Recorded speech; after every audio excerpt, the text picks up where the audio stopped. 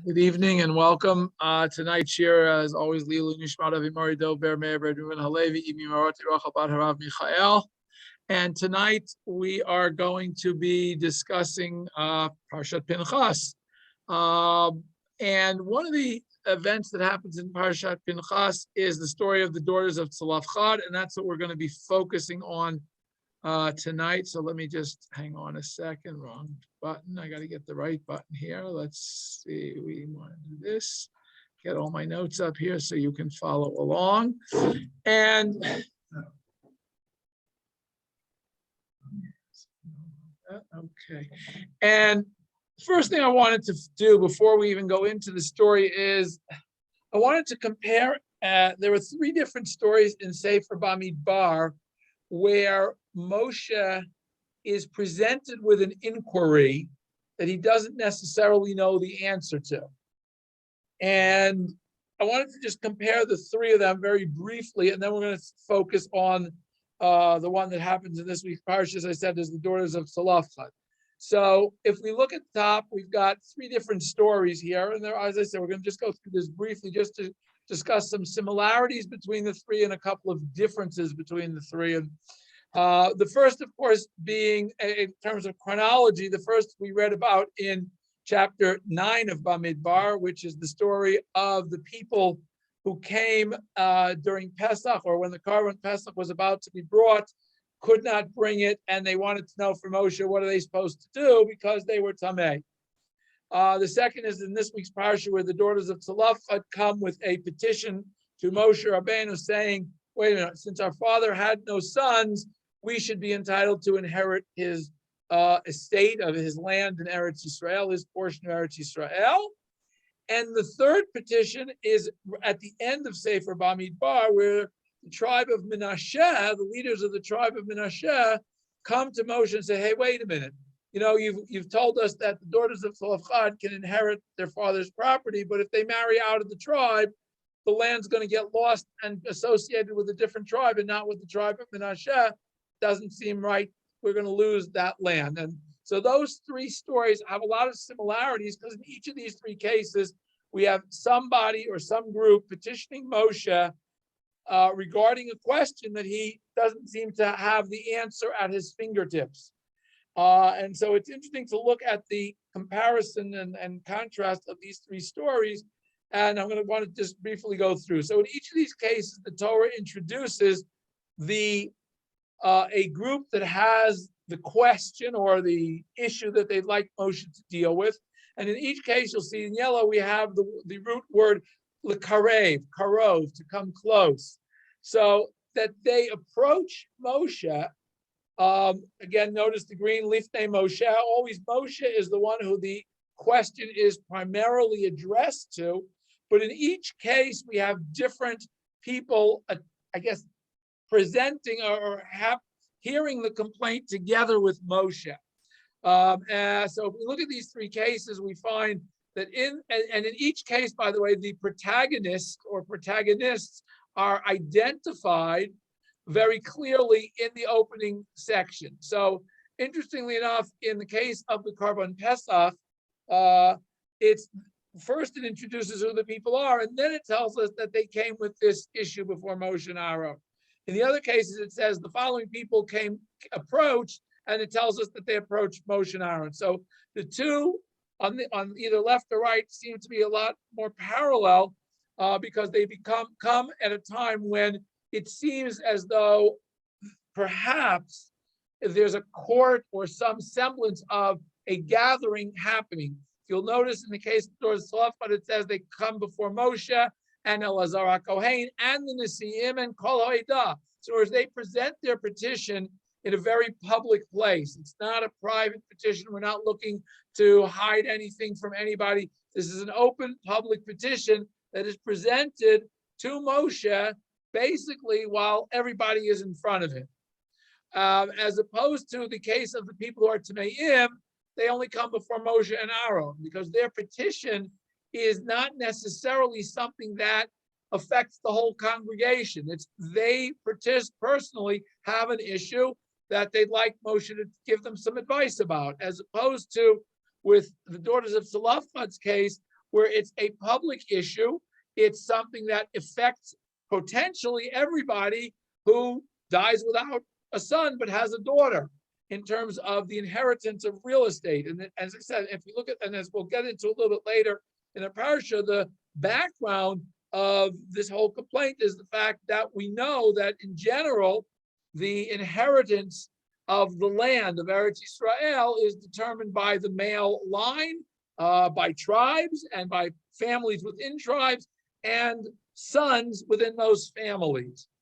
And similarly, when the sons of Menashe, the leaders of the tribe of Menashe, come to complain about or to present their inquiry, again, they come to Moshe.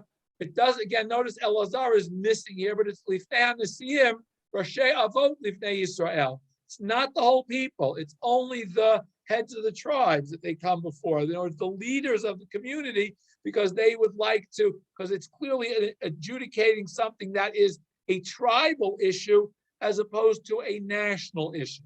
So each of these three parashot are introduced slightly differently because of the nature of the constituency or who the concern impacts within each of these requests. Again, each of the requests follows then with a statement of fact and a question. Again, going from right to left, case of the Daughters of Tzelophchad, their petition very simply is their father died. He was not a rebel. Well, as I said, we'll get into the details of their statement of fact later. But their question is why, because he has no sons and only has daughters, why should his property not be given to his family? In the case of the people who are tamei, they request from Moshe. They say, "Hey, we are tamei. We know that as people who are tamei, we're generally not allowed to bring a korban. But why should we miss the opportunity to bring a korban just because we're tamei? Is there a solution for us?" And in the third case, they said it's the tribe of Menashe. They present the case to Moshe, saying, "Hey, you're the one who told us we have to give Tzelophchad inheritance to his daughters, but what's going to happen when they marry somebody outside of the tribe, and we will lose the rights to that property, because when Yovel comes, it'll go back to their husband, not to them, and therefore it'll be added to the husband's tribe." Now, interestingly enough, in the first two cases that we talked about, it says, Moshe specifically says, "Okay, good question. I don't have a good answer. Let's check with Hashem." And you'll notice it says in our parsha, "Vayakrev Moshe Nishpatan Lifnei Hashem." Moshe comes with their case, what's their judgment before Hashem? Because Moshe says, "I don't know. Great question. Hashem, what's the answer?" And in the case with the people who came who were tamei, Moshe says, "Let me see what Hashem says." Whereas in the case of the tribe of Menashe, that pasuk seems to not be there. It's only implied in Moshe's response, which we see later on. And then Moshe gives them the response. In each case, in two of the three cases, interestingly enough, it starts with the case with the word came. Moshe commands that she says, as I said, the fact that Moshe asks God, or says, he doesn't say in the case of Menashe, let me hear what God has to say. It just says that Moshe commands the Jewish people, because of this is al pi Hashem, in other words, exactly as Hashem commanded. And he says, yes, Cain Matei Yosef b'nei Yosef Dovrim. Their Cain, meaning yes, it's true. They have a very valid position here, which is very similar language that's used in the case of the Daughters of Tzelophchad. Cain, Tzelophchad, in their case, is Dovrot instead of Dovrim, because they're females as opposed to males. But in each case, he says, what's their petition? As God is saying, yes, correct. Okay, and then Hashem commands exactly what the answer is. Whereas in the case of the story of the people who were tamei, they didn't have a specific request. Let us bring the korban because we're tamei, because they knew they couldn't do that. So their question is a much more open-ended question, and therefore there's no Cain. They're not yes or no. It's not a yes or no question. Whereas in both of the others, Hashem answers the question, yes or no. Yes, and in both cases, the answer happens to be yes. But in the case of the Tameim, their question was, we need advice. We need to know what we can do to solve the problem, rather than saying, here's the specific question that can be answered yes or no. And that's why that phraseology is missing. David, question? Yes. In all three cases, there's yigara. Yes. What something is missing? Yes. Yes. Correct. Lama yigara, lama nigara, and here also it's the same thing. Nigara nachlatan. The phraseology is of each of these statements is very similar. David, what's that? We are requesting this. I'm sorry. Question. Sorry. Hello, it's Jackie here. May I ask something? Okay, so you said that the two questions about inheritance affect everybody, although on this particular case, it's the one family of girls it affects, and then it affects that tribe. No, but as far as the sacrifices are concerned, it maybe only affects those people on that occasion, but isn't it something that would affect anybody at any time? Aren't they looking for a ruling? Just as they're looking for inheritance rulings. Let me go back. In the case of the Daughters of Tzelophchad, and they are looking for their individual case, but the question is asked as a general case. Any person, it's not saying we should be entitled and forget about, we don't care about anything else. They're presenting this petition on behalf of all daughters who have no brothers. Mm-hmm. Okay, so it's a petition that affects potentially every single tribe. It's only the tribe of Menashe that's, and again, presumably representing. I mean, the two could have been class action suits or class action initiatives, let's say, because in each case, they're looking out for their own quote personal interests, but they're also looking out for a group of people who might have similar interests. Whereas in the case of people who are tamei, and there's a whole discussion in Gemara exactly what was their status and what was the specific question, but they are trying to deal with something. The answer is very clear. They don't need to even ask the question. I mean, Parshanim there in the case of the Tameim say they weren't looking for. They were saying, we want the opportunity to perform this mitzvah. They could have just said, okay, we're free of the mitzvah. Good, great. We're tamei, we don't have to bring it, and goodbye, go home. But the fact is, they're thinking out of the box because they're trying to find a way that they can fulfill this mitzvah, even though they know that as people who are tamei, they can't right now.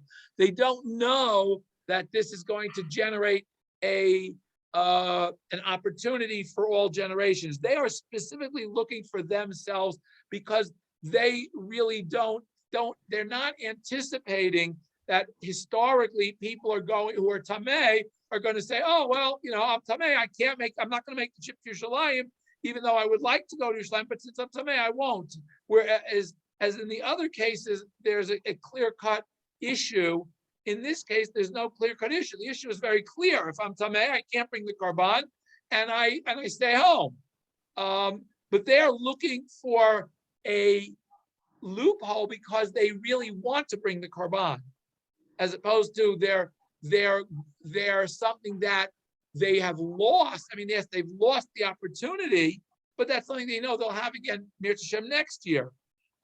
Whereas in the others, it's a much more seemingly permanent gain-loss situation. In the case of the Tameim, this is just a one-shot deal. I happen to be tamei this year. In general, I don't plan on being tamei around Pesach time. I mean, I'll take extra precautions to make sure I'm not. So I think that's part of the difference. They didn't expect. They did not. There's no way they could have anticipated what Hashem's answer was. I think that there's no. They had no expectation that Hashem was going to create a new opportunity called Pesach Sheni for generations. And I think that is a significant difference. In other words, they have a very different motivation than the other two cases. The other two, as I said, are much more permanent situations, whereas this they assumed was a one-shot deal, and either Hashem will give them some kind of one-shot loophole, or we'll say, sorry, no can do, you'll have to wait till next year. So I think that's one of the differences in terms of A, the question and the answer, and B, in terms of the phraseology. Okay, thank you for the Okay. question, Jackie. Okay. Anyway, so moving on, and interestingly, in each case, the specific ruling is followed by a general ruling. And each of these three sections end with this concept of all of the laws of inheritance are taught here, and this will be the laws of inheritance throughout. This is the law of the Pesach and the Pesach Sheni, which will be throughout the Chukat Tzelophchad and the Daughters of Tzelophchad. It's an eternal command. Now, on the other hand, in the case of the tribe of Menashe's petition, we find out ultimately that this was not a permanent injunction. This was a one-time, one-generation rule that was abrogated after the Jews got to Eretz Yisrael, that people who inherited, females who inherited land did not have to marry somebody within their own tribe after that first generation. It was only for the first generation that inherited the land. Okay, so again, different phraseology. I just wanted to, again, compare and contrast a little bit about these three cases, because there are a number of lessons I think we learn from the comparison of the three. And the primary lesson, I think, is that Moshe is on a different level than anybody else, any other prophet, by the fact that Moshe can say, oh, you know what? Good question, I'll ask Hashem. Whereas anybody else, when you say, oh, that's a great question, would either go, well, I got to go ask my Rebbe, or if he happens to be the Gadol Hador, he's got to say, well, I better start doing some research quick, and they would have to go through and look up all the precedents and what have you. Whereas Moshe can very simply say, well, we have no precedent, I'm going to ask Hashem.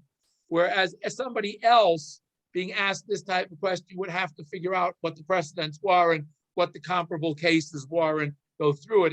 As typically, if you've ever read any sefer of She'elot Utshuvot, you find that's typically what most Rabbeim do when they are asked a question that has no direct, immediate, exact precedent. They try to find parallel cases as close as possible and argue the merits of those parallel cases and the ability to compare those parallel cases. So we see firstly that Moshe doesn't have to go to that extent because he has, quote, access to the final decider, if you will, final court of arbitrary of Hashem. So that's one thing. And I think the second thing is the phraseology of Cain, of the fact that Moshe is not afraid to say to them, well, even before when he asks Hashem, he's not afraid to say, oh, I know the answer, and the answer is yes or no. He says, no, I don't know the answer. That's another, we see again insight into Moshe, that he's not afraid to say, hey, I don't know the answer to this one. Very important characteristic of leadership, of ability to teach. A teacher has to know when to say, you know what, that's a great question, I don't have an answer. One of the challenges often of when it's a student having you a question, you're expected to know the answer, to say, hey, I don't know the answer. It takes a level of understanding of yourself and of awareness of your own limitations to be able to say, I don't know the answer, I got to ask somebody. So that's another issue. And again, I think the other important point is that in each of the first two cases, the fact that somebody came and presented this case to Moshe, it became part and parcel of the Torah that they presented this case. And there's a whole discussion on the parshanim. Would we have had a Pesach Sheni if this question hadn't been asked? Was this mitzvah supposed to be one of the 613 mitzvot anyway? And it's just that, well, Hashem didn't give it to Moshe because he knew that this was going to be a question asked. And that's why he doesn't give Moshe that halacha until the question is asked. Similarly, in terms of questions of inheritance, these mitzvot of inheritance, most Parshims say, were clearly intended to be part of the Torah. In fact, there's one midrash that says this whole chapter of laws of inheritance is clearly part and parcel of the Torah, and it was originally supposed to be taught through Moshe, but Hashem saw how much these women wanted to have a portion of Eretz Yisrael, how much they loved Eretz Yisrael. They merited that the parsha is taught through their question. So another aspect of comparing these three different stories. Okay, I want to get back now to our parsha story a little bit more detail by first giving us a little bit of background. What is it that gives rise to this question, and why specifically is it right here? So the first thing we have to understand is we're not, even though we're still in Sefer Bamidbar, we are no longer at the beginning of the 40 years, which we were at the beginning of Sefer Bamidbar. Bamidbar starts with counting the Jews at the beginning, the second year. They're just about to camp around the Mishkan. And now, as we close Sefer Bamidbar, or we're getting to the close of Sefer Bamidbar, we have traveled in time 39 years later, 38 years later. We're now in the 40th year, and Hashem tells Moshe at the beginning of our parsha, or shortly after the beginning of our parsha, it's time to do another census. Count. He says, Moshe and Elazar, you have to count the people. Again, the phraseology here, I didn't do the comparison, but again, very similar to the phraseology at the beginning of Sefer Bamidbar, where Moshe is told to at Rosh Cholat Bnei Yisrael, Mi ben 20 shana v'mal, Veit vatam, Kol Yotzei Tzava B'Yisrael. Very, very similar to the phraseology we had in Parshat Bamidbar, where the census is taken then. And here it's very similar. And Moshe tells them that's what they're to do. And it's interestingly enough, as again, Moshe tells Bnei Yisrael exactly that. Just like we were commanded when we left Mitzrayim, at the beginning of this book, to count everybody, we're going to do the same thing now. And then it goes through all the numbers, it goes through every tribe, every family, and comes up with the final count of 601,730, slightly less than the 603,000 who were counted 38 years earlier at the beginning of the book. Excuse me a minute. So the number is approximately the same. It's about 600,000 and some change. And interestingly enough, based on these two censuses, we have a Kabbalah almost that, we need 600,000 Jews to be here all the time to keep us going. It becomes almost a minimal number of the Jews that are required in the world. Okay, yeah, Gershon, your comment? Okay, so just interesting that during 40 years, there's basically the growth rate is basically zero. It's replacement, but there's no growth in the adult male population, primarily because, as we read about with the Ched of the Meraglim, they all died out when they hit their 60th birthday. Because none of them were to go into Eretz Yisrael. I suspect that the number would have been higher had we had normal population growth, but this had a very stilted distribution because there were only two males above the age of 60, at least so it appears. Okay. Now, immediately after completing the census, Hashem tells Moshe that these people who have just been counted are the ones who are going to divide up Eretz Yisrael, and it's going to divide it based on Mispar Shemot, the number that they have at this point in time, which seems to contradict the fact that it was based that the way the tribes inherited the land was based on the original census of 40 years ago. And the Gemara tries to reconcile the two, and it gives a very, very long, detailed description of how exactly the census worked. Perhaps at another time we'll talk about that, or I should say how the distribution of the land worked based on the two censuses. We'll get back to that at some other time. But that's the next section. We have the count of the tribe of Levi, again, separately, as we had in the beginning of the book. And then it closes by saying these are the countings of Moshe and Elazar, who counted Bnei Yisrael in the 40th year in Arvot Moav. And again, repeats, nobody who was left from the people that Moshe and Aaron counted except for Yoshua, Kalev ben Yefuneh and Yoshua ben Nun. And then we have now the story that I wanted to focus on. Okay, so the daughters of Tzelophchad, who is the son of Chefer, Gilad, Machir, and Menashe, from the families of Menashe ben Yosef. Now it's interesting, firstly, that the Torah traces their ancestry all the way back to Yosef. Okay, so it tells us, and the Gemara, Rashi brings down a midrash that says, anytime we have somebody's genealogy recorded, it's trying to tell us something about the person by comparing them to their ancestors. So if we know that the ancestors were righteous, we know that by comparing this person to the ancestry, they were a righteous person. And conversely, it says if we accord somebody genealogy to somebody who is known to be a not so righteous person, then that person also doesn't deserve, is also followed in their ancestors' footsteps. That's why we have this long chain. The Parshanim want to say that specifically Yosef is where the genealogy stops. It doesn't say to Yosef ben Yaakov ben Avram, then right, it stops at Yosef. Now that seemingly would make sense if we think about the fact that at that point in time, all of the Bnei Yisrael are camped in tribes. The campment around the Mishkan still was holding, it's still around by tribes, but we would have expected it to stop at Menashe. And why does it go to Menashe ben Yosef? Because the Midrash says it wants to compare these daughters to Yosef. Just as Yosef loved the land and wanted to be buried in, and what's Yosef's dying wish? Bring me back to Eretz Yisrael, even though I can't go back alive, at least bring me back and bury me in Eretz Yisrael. And just like Yosef loved Eretz Yisrael, so too these daughters loved Eretz Yisrael, and that's why they wanted to inherit the land of Eretz Yisrael, their father's portion in Eretz Yisrael. As I said, they come before Moshe and Elazar. By the way, these daughters merit that their names are mentioned. They all five get mentioned by name. We know the Torah generally doesn't necessarily mention people by name, as we saw in the other two cases above. This is the only one where the protagonists are mentioned by name.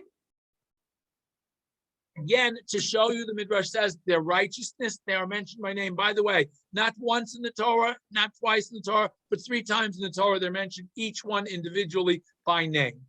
By the way, and the order is not the same every time. Again, Midrash says one of the orders is chronological, the other is in the order of their wisdom, their knowledge, and that all 5 of them supposedly were well-versed in Torah and were community involved in their community. At least that seems to be come out from a lot of the midrashim that talk about the daughters of Tzelophchad as being role model women, people who you would want your kids to be like, in a positive sense. Okay, and their question is very simply first they state the facts in verse 3, and it's very terse, succinct, and yet we have to question as legal analysis, why did they mention what they mentioned? So they very simply say, Avinu meit bamidbar, our father died in the desert. Obviously, if he was older than 20 when they left Egypt, he had to die in the desert, unless he was from Shevet Levi. And since we know they're from the tribe of Menashe, they obviously died. He was not one of those who rebelled against Hashem in the congregation of Korach. He died because of his own sin, and he had no sons. So that's the fact pattern of the case. So the question is, if they're trying to present the case, what difference does it make how he died, where he died, when he died? We had a father, he had no sons. Why are they adding all of this thing? And Rashi again quotes Midrashim and says that they had to specifically mention that he didn't die as part of Korach's congregation, because Korach's congregation all lost any right to Eretz Yisrael because their entire possessions were swallowed up, as well as any rights they had. So because of that, what their rebellion was, anybody who was involved in the rebellion of Korach and Datan and Aviram did not inherit land in Eretz Yisrael. Their land was lost to the rest of the family members who are above them, not necessarily their cohorts and below. And the fact that he dies of his own sin seems to imply, at least the Midrash wants to say, and we'll bring the Midrash in a minute, the Gemara that brings down, he died of his own sin. He was not somebody who died because of the general chet of the Meraglim, it seems to imply. Because if he had died, the fact that they add these 3 words seems to imply that he is somebody other than a, quote, average person who died because of the chet of the Meraglim. I'm going to skip down for 1 minute to the Gemara, to the Rashi first quotes the Gemara, and then I'm going to quote the Gemara itself in terms of Who was he? And why did they present their case, that the fact pattern that way? So Rashi says, show you both lomar v'chet omet, since they wanted to say that he died of his own sin. Niskaku lomar lo b'chet mitlonenim v'lo badat korach shitzu ala kadosh baruch hu. They were required to, they had to say, they forced themselves, because they wanted to say he died of an individual sin, to say that he wasn't part of those who rebelled and complained and rebelled against Hashem in the aid of Korach. He died alone for his own sin, and he did not cause others to sin with him. So he sinned. He was not, but he didn't drag others after him. He didn't teach other people to sin with him. Now then Rashi adds one line after that, which says very simply, Rabbi Akiva Omer be'koshesh eitzim haya. He is the person who was found gathering twigs on Shabbat, who was executed. And Rabbi Shimon says, no, min hamapilim haya. He was one of those who, after the Chet of the Meraglim, disregarded Hashem's command and said, no, okay, Hashem, we're going to go up to Eretz Yisrael anyway, and they were killed by the Amorim at that time. So there are two different opinions as to who he was, and I thought this Gemara that Rashi quotes this from is a fascinating Gemara that I wanted to bring down the Gemara itself. Okay, this is Gemara in Shabbat, Daf Tzadi Vav Amud Bet. Tana Rabbanan, we learned the following, Bright. Mikoshesh, the one who is gathering twigs, that's Tzelophchad. That is Tzelophchad, which is exactly what Rashi says. Now, what's the proof? The proof is V'chein hu Omer, because there's a verse that says, Vayiyu b'nei Yisrael b'midbar. The Jews were in the midbar, Vayimtzu ish mikoshesh eitzim, and that's where they found a man collecting twigs. And the question is, why does the verse have to tell us Vayiyu b'nei Yisrael b'midbar? Obviously, we know they've been traveling through the desert. That verse there that it says Bamidbar, that they were in the desert, is totally superfluous. But this opinion in the Gemara, or the Mishnah, the Brisa wants to say that there's a reason it writes that. Ulahalan, and in our case of Tzelophchad's daughter, what do they say? They say, Uomer Avinu meit Bamidbar.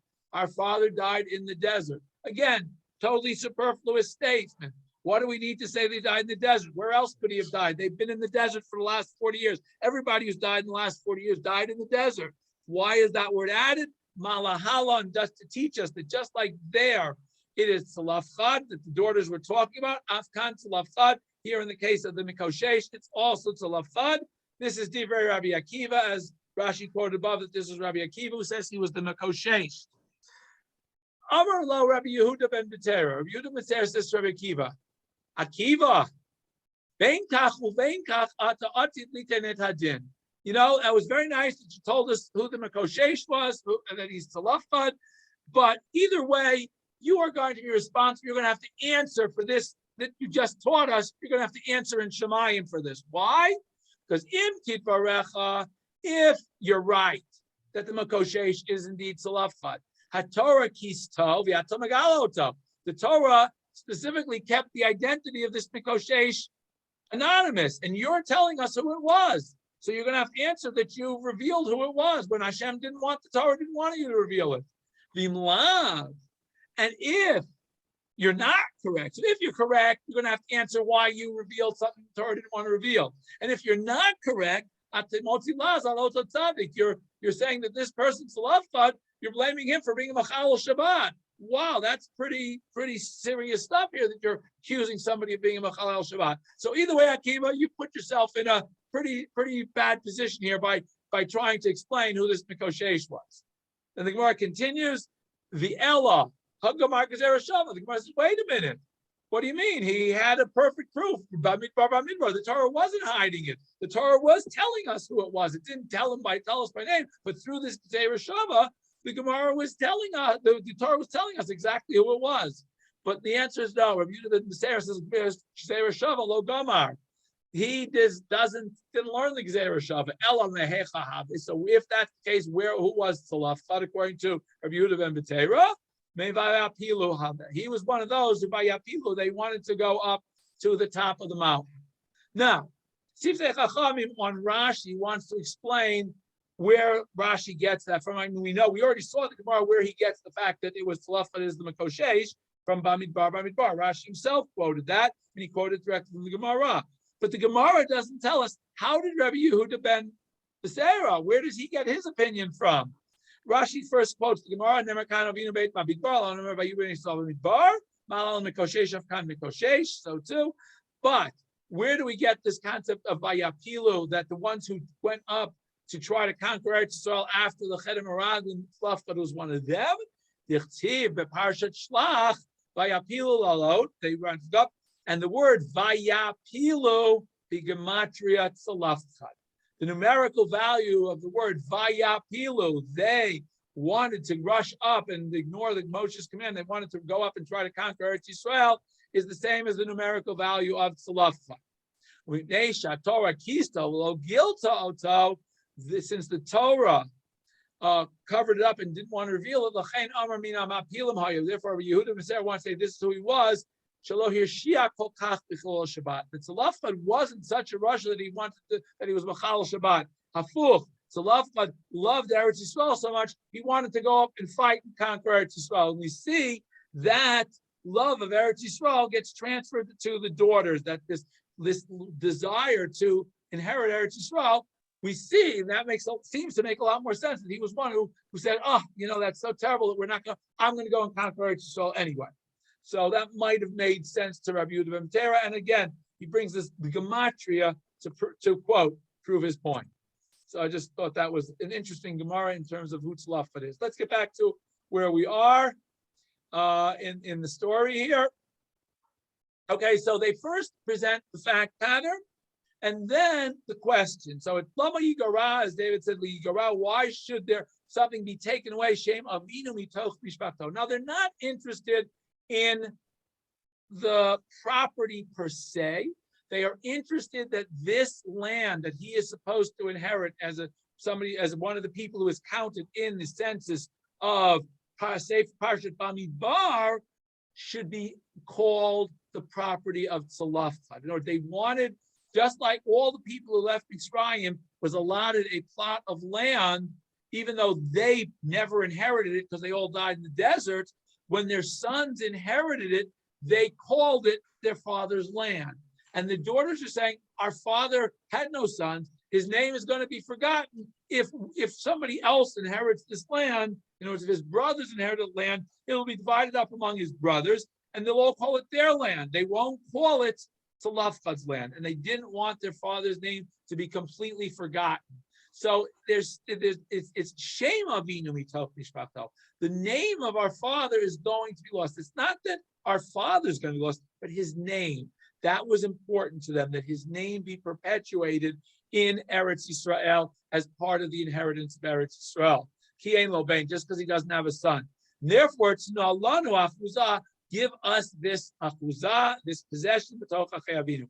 Interestingly enough, the word achuzah, as we've talked about, which is something that you grab, which literally comes from to grab on, is only used in connection to real estate, never used in connection with movables as an achuzah, which is interesting. Rav Hirsch in parshat Chayei Sarah, when Avram is buying Mar HaMachpelah, says the reason that real estate is called achuzah is because not that you grab it, it grabs you. Because you can't take it with you. You can't go and say, "Oh, I'll take my parcel of real estate, move it somewhere else." So when you buy a piece of real estate, it grabs you and it holds you there because you want to stay with your real estate.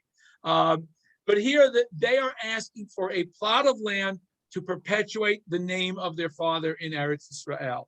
And of course, Moshe, as I said, Moshe brings their judgment before Hashem. And then Hashem says, yes, Kain benot Tzlophchad dovrot.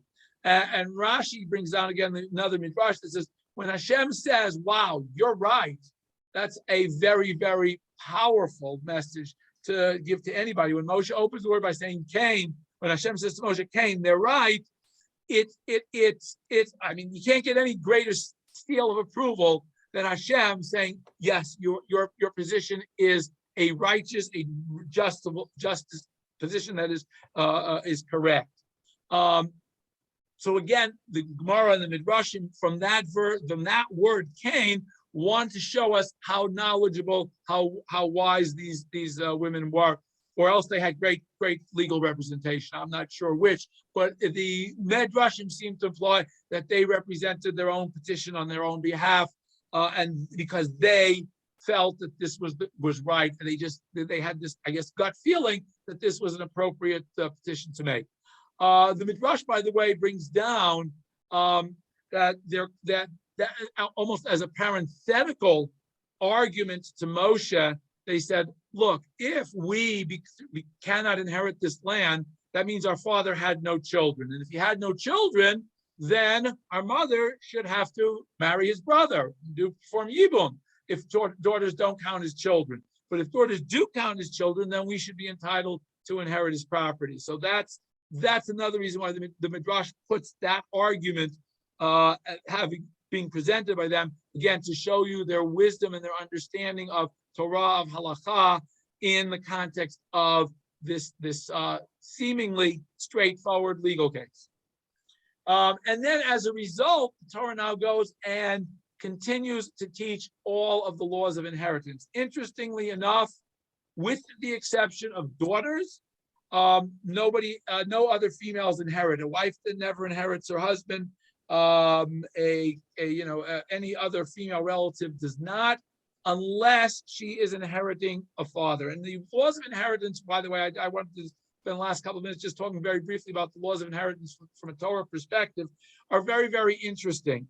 The Torah says very simply that a person who has no children, male or a person has children, obviously his sons are first in line to inherit.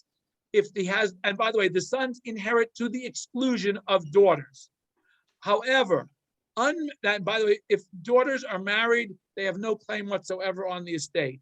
Unmarried daughters do get a claim on the estate for their sustenance up until the time they are married or they come of age, depending on the circumstances. And the wife the widow has a claim on the estate for her sustenance until such time as she collects her ketubah, or they pay her the ketubah, the actual heirs. But in general, all inheritance when there are no children goes back to the father's family. So it first goes to the father's brothers. If the father has no brothers, it goes back or no brothers, or any brothers who left offspring who are still alive. And if there were no brothers or no brothers who left offspring, it goes to the generation above that, to their father. And then if the father had no remaining offspring, it goes, so it basically goes upward and then downward, rather than sideways or what. So it's a very interesting set of laws of Nachala, but the primary purpose of the laws of Nachala, of all of these complex, seemingly rather complex laws in terms of understanding who is considered an heir and who is not, are all primarily to ensure that the ownership of the land, the property which is the primary inheritance here that's being talked about, is the real estate that Bnei Yisrael inherited when they divided up Eretz Yisrael at the time of Yoshua, and that is supposed to stay in the family, at least in the tribe, in perpetuity. It is not supposed to transfer from one tribe to another. Reason for that is so that each person, no matter how much the Jewish people continue on, each person should know their roots, should understand their roots. And I think the laws of inheritance are one of the foundations of ensuring that chain of continuity, of tradition, of halacha, and of transference of Torah and of Eretz Yisrael, and awareness that Eretz Yisrael only is given to us as a gift of Hashem. It's not something we conquered. Yes, we had to conquer it, but we have it because Hashem has allowed us to inherit it. Linking that back to each tribe and each original inheritor, as the daughters say, Shem Avinu, this land will always be known as the land of Tzelophchad, because he is the one who was the original person who left Egypt and inherited this land. And it seems that is the way the land was apportioned and the land was referred to, that every family knew who their original ancestor from Egypt was that inherited the land.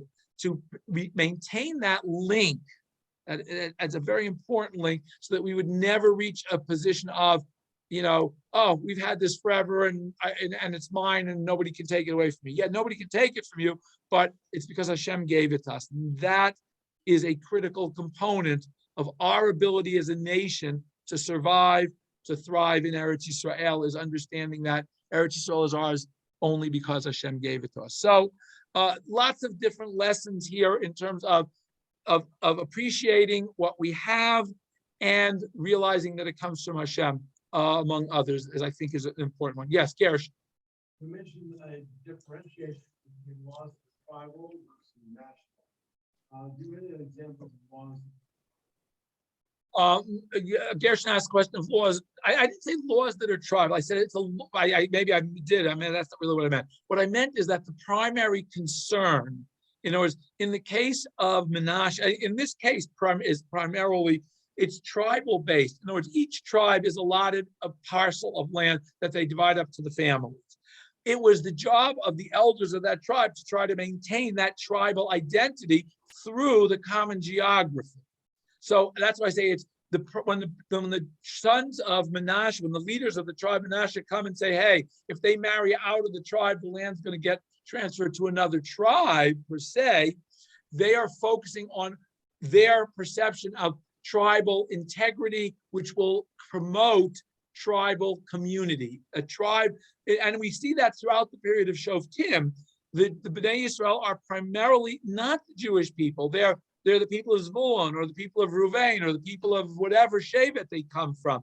It's only when Shaul becomes king that we start to see this concept of a nation, other than the linkage through there where the nation of the Torah. In other words, a national identity associated with Eretz Yisrael collectively.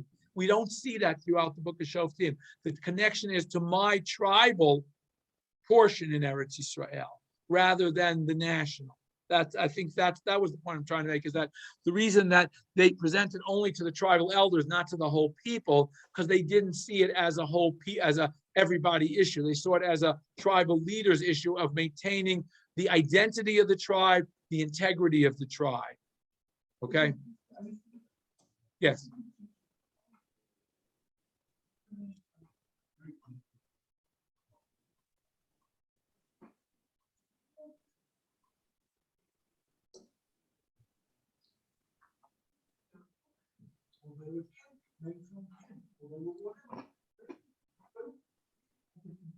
Absolutely. Well, we'll see in the book of Shoftim. There's one tribe that has a different dialect too.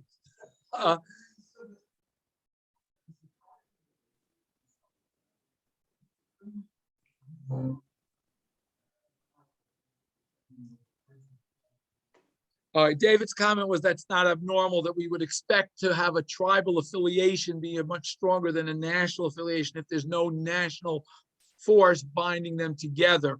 And we see that certainly in the North American, native North Americans, we see the same thing, a tribal affiliation. There was no, United States of America before the Europeans came and created it. The Native Americans were tribal based. And that's very, yeah, certainly.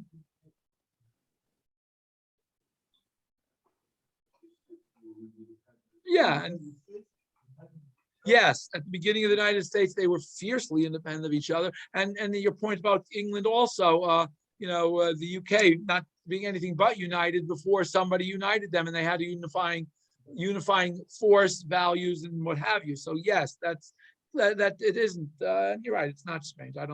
Doesn't seem to be strange. Yes. Yes. And then even then. Yeah, there's no shortage of cases throughout the first temple period where the affiliation of tribe is stronger than the affiliation to country. And we find that, again, to go back to parallels in the United States, your affiliation with your, certainly at least up to Lincoln's time, your affiliation to your state was at least as strong, if not stronger, than your affiliation with your country. Because again, people didn't live with a national view because they didn't know what the nation was. They saw their little what we would call Dalit Amot. Most people up until, let's say, the 20th century, and maybe even certainly probably spent their entire life within a 5 to 10 mile radius of where they were born. And they grew up, unless they were a Jew and they were thrown out of there, they were exiled, or there was a major famine or upheaval. People didn't move the way we move today. Yes, there were migrations of groups, but you migrated with a group. You didn't migrate as an individual. You didn't say, "Oh, my family's there, but I'm going to move here." So that's perfectly.